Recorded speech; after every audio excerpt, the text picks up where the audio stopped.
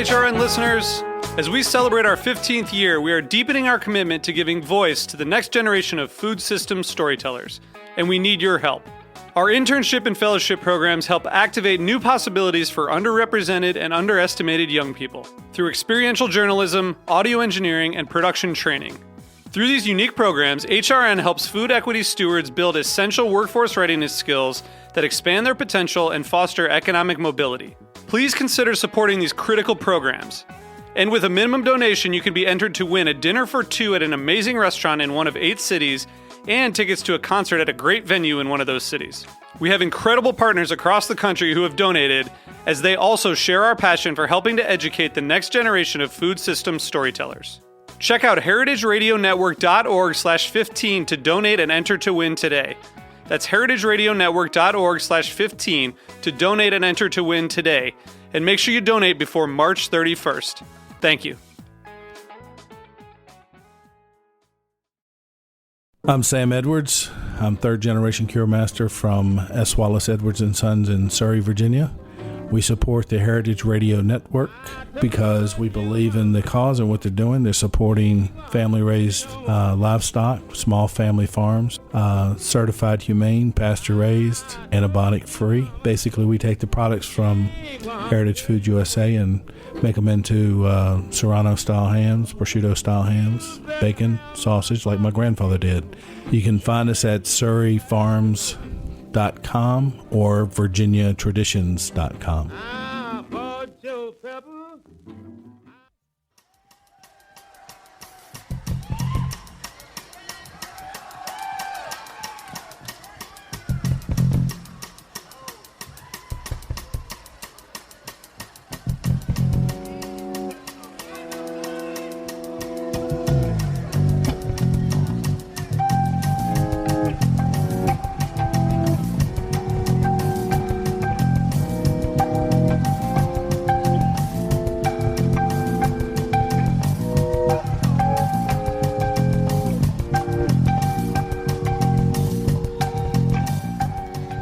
At you live from Bushwick, Brooklyn.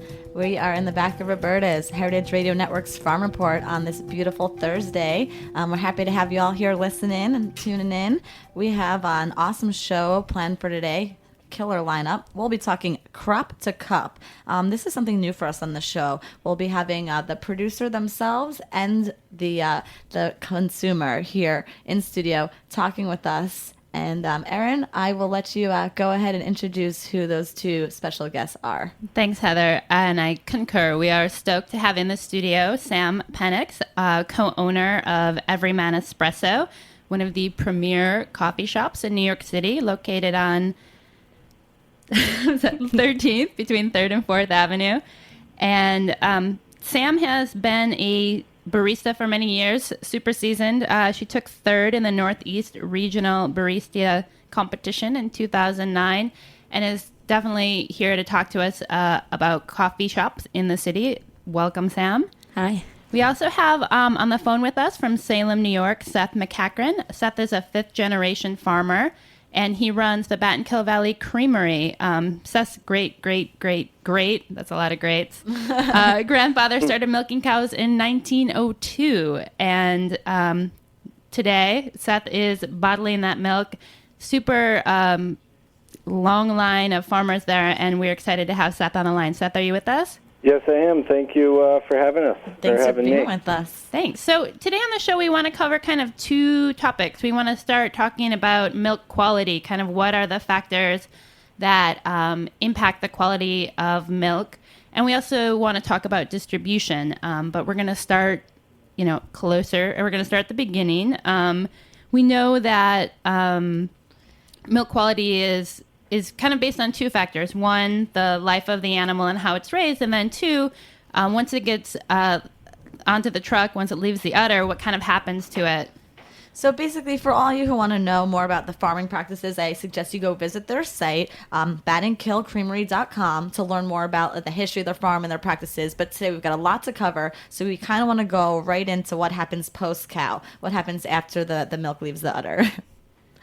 So, Seth, we're going to turn it over to you because obviously you are the expert on this. And if you can just kind of walk us through, like when you pick the milk up from the farm, what happens to it, and kind of what were the decisions that you made putting the creamery together that impact the way the final product tastes and feels and looks?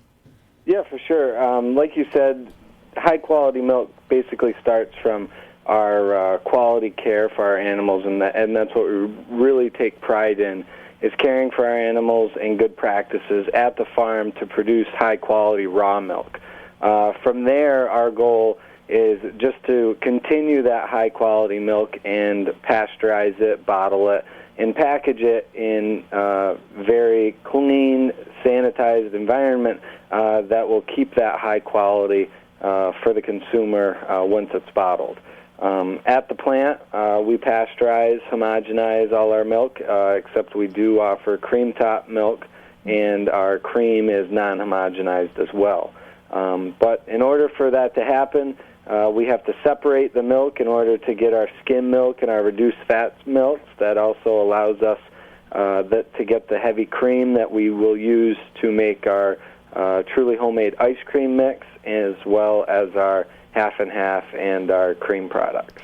Now, did you have to make all these decisions when you opened this creamery, which I believe was in, 2008, to Yep. help dictate what you would buy to produce, what you just mentioned in the way that you are producing it? Yeah, yep. We basically researched the idea of bottling our own milk on our farm.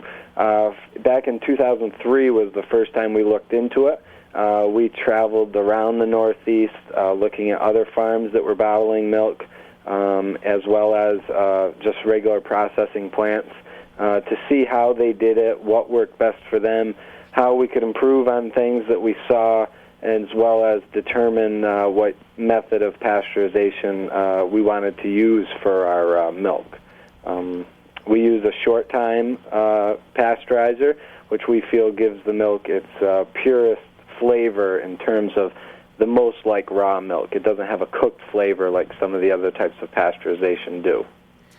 Well, one thing I wonder then, when you were, going through this process, which, took 5 years of decision making before, started bottling, is if you had an idea for a market in mind. We have Sam here from Everyman Espresso, who is, using your end result. Yep. Was she the type of client you had in mind before, you did your final plan and started bottling in 2008? Oddly enough, before we started bottling, I had no idea what a great market coffee shops were. We have targeted coffee shops more so after we started bottling rather than when we first got into it. So I was kind of unaware of the amount of milk that coffee shops actually use. I would have thought it was a much lower volume, but they've proven to be great high-volume customers. So we love every coffee shop that has chosen to use our product, and we greatly appreciate it. Cool. So we're going to talk more about the marketing and the distribution part of all this after our break in a little bit. But for now, we kind of want to throw it to Sam here and talk about how the quality of the milk that you're producing affects her final product as a barista in one of the nicest coffee shops in New York City. So, Sam, when you open the container of milk from the Battenkill Valley Creamery, what's coming out? What's jumping out at you? Why did you decide to transition from the milk you were using before to this milk? Well, let's see. So we started off using just regular milk from Swede Farms, commercial, high pasteurized. Okay, it was all right. But Battenkill, when you steam it, when you bring air into it, it takes it really well and very evenly. It's very sweet, and it creates a very buttery, creamy texture. Some customers even comment to me and they're like, "Is this half and half, or is this?" And I'm like, "No, it's all milk." But there's a huge difference in texture and taste. It has a flavor of its own. And it's just very sweet when you get it to the right temperature. You're not steaming it too hot. So it's gorgeous. So, Seth, on your end, you mentioned that you do a low batch pasteurization. Is that the right term? No, we do a It's a continuous short time, it's considered. And what that is we heat our milk to about 168 degrees, and it's held at that temperature for only 25 seconds. The benefit of this is that it's a little bit hotter than a batch pasteurizer, but the drawbacks of batch is that it's held at a heated temperature for about 30 minutes. So we're only about 10 degrees hotter, but a fraction of the time at a heated temperature. So it really doesn't have any time to even get a cooked flavor or change the properties of the milk in terms of how it cooks, how it steams, and different things like that. So I think that's a big factor for people working in coffee shops or people who are cooking with the milk is a lot of times if you're getting something that's pasteurized at a higher temperature or for a longer period of time, it already has been cooked. And Sam, you're essentially cooking the milk when you make a cappuccino, right? Yeah, we're bringing it up to a temperature of about, for cappuccinos, which is a little bit smaller drink at our place, it's going to be about 135 at the most. For a latte, which is a larger drink, maybe knock it up to like 140 Fahrenheit. But we're very careful on our temperatures because there is a point where all those sugars that are in your milk start to go past caramelization and into a state of like burnt grossness. So we're far from you look that. to avoid that. Yeah, burnt grossness. Which is about that's like about 170 around there. We try to like keep it on the low side. So how did you go from the people that you were working with in the past to Battenkill Valley Creamery? How did you find out about them? How did I find out about them? Well, we do. I've organized a lot of New York City throwdowns or latte art competitions. And actually the first time that I heard of Battenkill was at we serve counterculture coffee, and they have a training center in Chelsea. Mm-hmm. And there was a throwdown where Seth had donated some milk, and the Basis folks were there. Basis Foods. One of his distributors, and they talked a little bit about the milk, where it comes from, and then we all got a chance to try it. Mm-hmm. And it made that big of a difference that you were just like, damn, I gotta try this. Absolutely. I mean, I was already trying to source a better product to pair with my coffee, mm-hmm. and it was basically the right time and the right place. I mean, because I know, this is Heather here, when I found out, we were going to be interviewing Seth today, I was really excited because I've been seeing Battenkill Valley Creameries, the little logo, all over the place, like Brooklyn, New York City, everywhere. I even actually had my name on wait list at this one coffee place I would go to off Graham Avenue to get their chocolate milk because they mm-hmm. weren't even able to get enough in and hold it in their coffee house, to keep the stock. And I feel like that's probably a little bit of an issue for coffee shops. Like, you can't really store that much milk at a time. Is that a problem for you guys?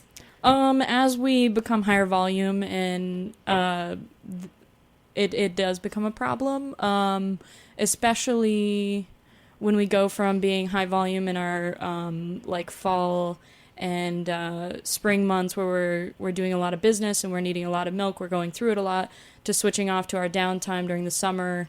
It can be a little bit of an issue, and I have to be really like vigilant on counting and doing a par system and making sure that I know how much milk to order, mm-hmm.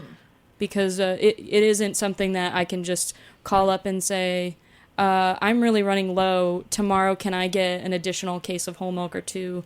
It's just not going to happen because it's bottled on the farm on a certain time. So, Seth, where exactly is the farm? How far are you from New York City? We're just about 3.5 hours north of the city. It's about 100 and probably 60 miles direct, as the crow flies, as they'd say. So we're just far enough that it's challenging for us to be able to deliver ourselves.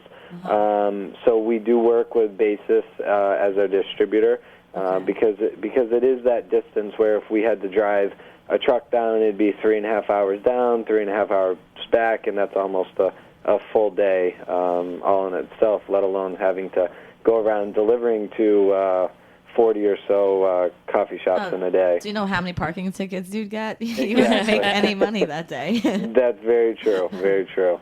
So before we go to a break, I just want to let our audience know, too, that, Seth, you are actually at the end of your day. You guys do bottling on Thursdays. Can you tell us kind of a little bit what your schedule has been like before you started the show with us at 1? Yes, today has been a hectic day. I got up this morning at 11:50 p.m. In order to start our bottling day.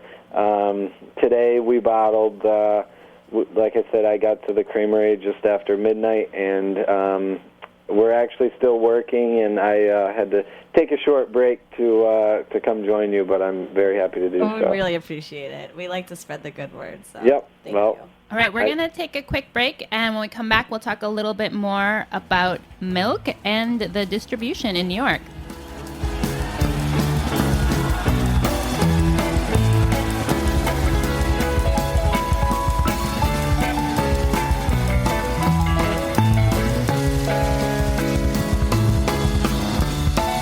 The famous mockingbird. Right there. Right there. Right there.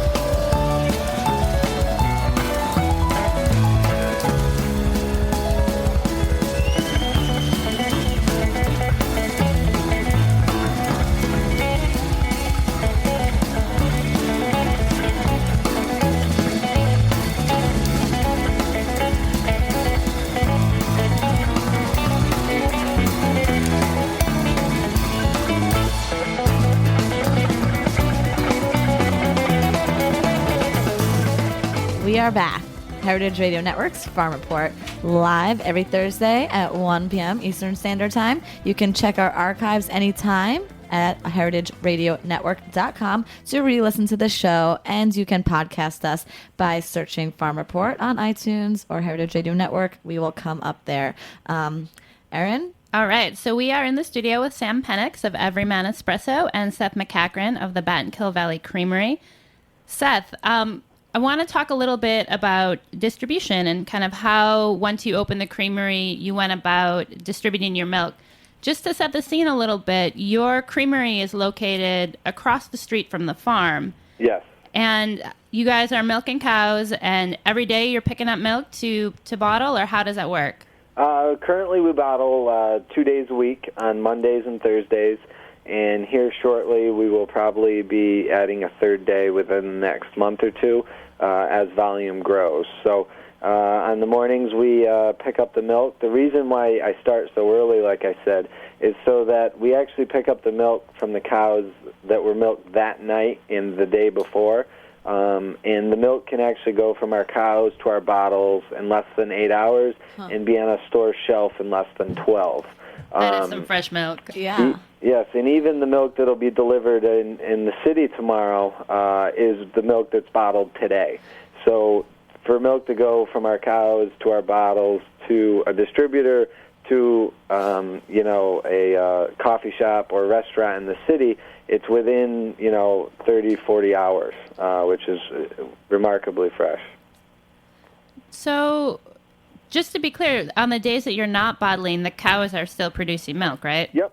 And where does that milk go? Yep, we still are members of a cooperative, as it was before we bottled our milk. All our milk was sold as more of a commodity, where our price was set by the Federal Market Administrator, and it can go into numerous different products. It could go into fluid milk at another plant. It could go into cheese, yogurt, butter, you name it, and we get paid a set price based on that. So our goal was to use as much of our milk as possible and continue to grow that, putting it into a fluid milk and having control over our price rather than being a price taker. Yeah, that's exactly what I wanted to follow up with. I wanted to know, I mean, is it more financially successful for you to be directly marketing to these coffee shops and places like here in Manhattan as opposed to the commodity market?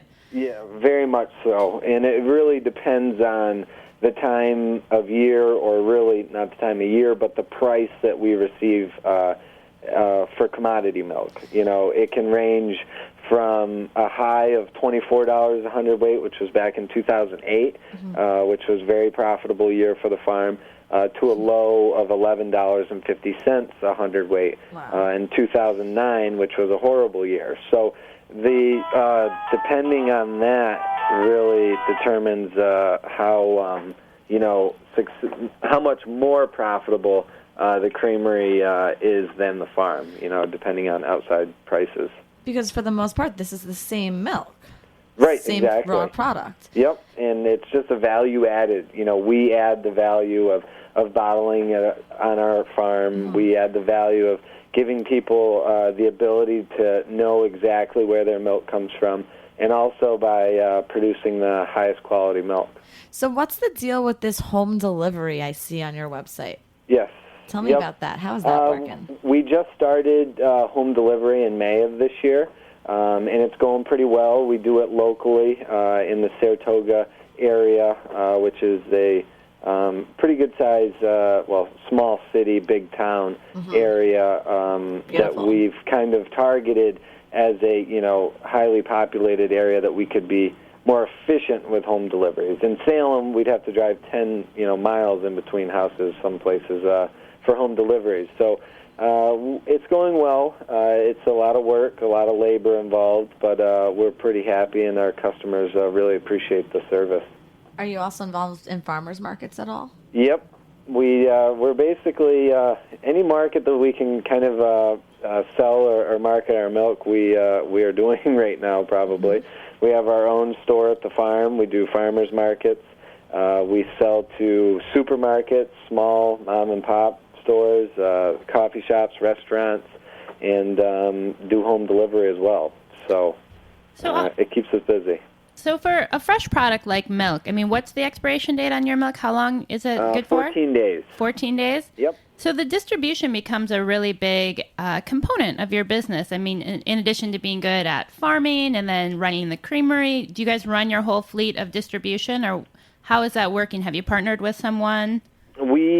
Upstate, besides the city, we deliver all our own products. So, in the city, as you mentioned, we have partnered with Basis Farm to Chef, and they handle all of our delivering to New York City customers.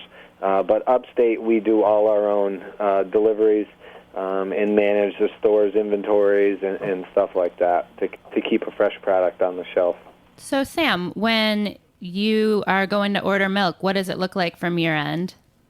When I'm going to order milk? Well, I try to set a standing order so that I can have something to go off of, know exactly what is getting delivered, and then make slight changes as I see a need or I see overabundance of milk. I can cut back then. But I only have one giant milk fridge and a small one behind the bar. So I have to be really efficient with that and make sure that my deliveries that are coming twice a week are perfect and spot on. It also makes it easier for the guys on the other end fulfilling your orders, and they know exactly what you need, and they don't have to change it every week. Yeah, the set order is absolutely. key. Yeah. So you have access to Sess Milk 2 days a week? Yeah. Okay. I get deliveries on Mondays and Fridays. And Seth, you guys are sending a truck down to the city twice a week, or how often do you have trucks going from the farm? 3 times a week right now. So wow. Milk gets picked up here on Tuesday that was bottled on Monday, and then we also deliver milk on Thursday and Saturday that gets delivered to the city on Monday. So I know that's a big issue, like Sam had mentioned, for both coffee shops and restaurants and all of the markets in New York. Space, you just don't really have enough space in a restaurant or a coffee shop to store a whole week's supply of milk. But when you guys started, you were only delivering to the city 1 day a week. What does that growth process look like? We've been very happy to see Farm to Chef grow the way it has. And like you said, Farm to Chef originally, was a kind of a cooperative which was purchased and has really expanded since. Yeah. And it's greatly benefited us because, again, with a product like milk, a coffee shop can't order enough to last the whole week. And then it's kind of hard to convince a place to start using your product if it's, the first half of the week will be our product, the second half of the week will be another product. So, it kind of takes back from the benefit of supporting local, using a higher quality product if you're using it sporadically. So, the increased delivery days to 3 different possible days has really helped us and grown our volume. And I'm sure Sam would agree that, her getting a consistent product for you makes her want to work with you more as other coffee shops would, because they want to be sure they're always, producing Absolutely. a product that is consistent. Yeah, we definitely want to support local farmers and people who are taking the initiative to produce a better product, but also do it sustainably. It just seems really kind and nice and great, and I'm excited. We actually were interested in the milk, using the milk prior to when you started delivering multiple times, but we just weren't able to do it until we could get twice-a-week deliveries. Awesome. Well, Yeah. Seth, do you feel that there's going to be like a change in the way the demand dictates the deliveries? I mean, is there more of a demand from this local region that we're talking about here in New York and Brooklyn? Yeah, I mean, like I said, we're still in the growth mode, We've been only operating for 2.5 years now. So for us, just getting our name out there more and more and letting people know about us, we continually get calls from new places that are interested and want our product. Oh, that's wonderful. So, when I think about coffee shops, I mean, there's been this whole revival of sourcing your coffee, knowing there's a fair trade movement, there's single origin coffee. You go into shops and they have like a whole list of different... it's like a wine list. It has like every note, every blend, like every flavor profile. And it's been interesting, like with this rise in focus in coffee and coffee shops, I feel like there's this new trend of the milk, the other kind of main ingredient. And it's cool that, Seth, your milk is single origin milk. I mean, it's only coming from one farm, and that's not normally the case if you're just buying commodity milk, correct? Exactly. And we really take pride in that people can come to the farm, see where their product comes from, see where it's bottled, and know exactly what they're getting. We've always said we'll never... get to the point where we're bringing in other milk. Not to say that it's not as high quality milk that another farm might have, but we want it to be single source. People know exactly where their product comes from, and that's a big, differentiator between us and other products, is that it is a single source farm that produces the milk for the Creamery. Now, and I know, I mean, the fact that your day is like about to end because you started like over 14 hours ago. I wonder, do you guys invite people up to the farm to kind of see how the Creamery works, or do you ever? I'm sorry. Yes, we do. Yep. It can be a challenge giving tours and telling people how it works while we're bottling. However, a lot of people do like to come up. We have an observation window that people can just come up and see while we're bottling. We do start early now. We're doing more and more product. We do go into the afternoon, but previously we were kind of done before most people got up. But now it does take us longer, so we're still bottling at about 1:30 now. Do people have to like reach out to you to ask permission to come up? Is there a place they can go or somewhere they can email you to find out about coming up to see how this all works? Yep. If people are interested in tours or coming up to visit, they're welcome to just stop up if they just want to watch while we're bottling on a Monday or a Thursday. Okay. Or they can email us either at Seth at Battenkill Creamery or Yvonne, who handles my tours and marketing, is at marketing@battenkillcreamery.com. Awesome. So I'll have all those links up on our archive for after the show. Yep. And then what about you, Sam? Do we have any like exciting events that you are putting together for any more of these like barista showdowns? Well, basically you can check out the Everyman Espresso Facebook page or my blog, Everyman Espresso, nyc.blogspot.com. Wonderful. But it's a real pleasure to work with Battenkill.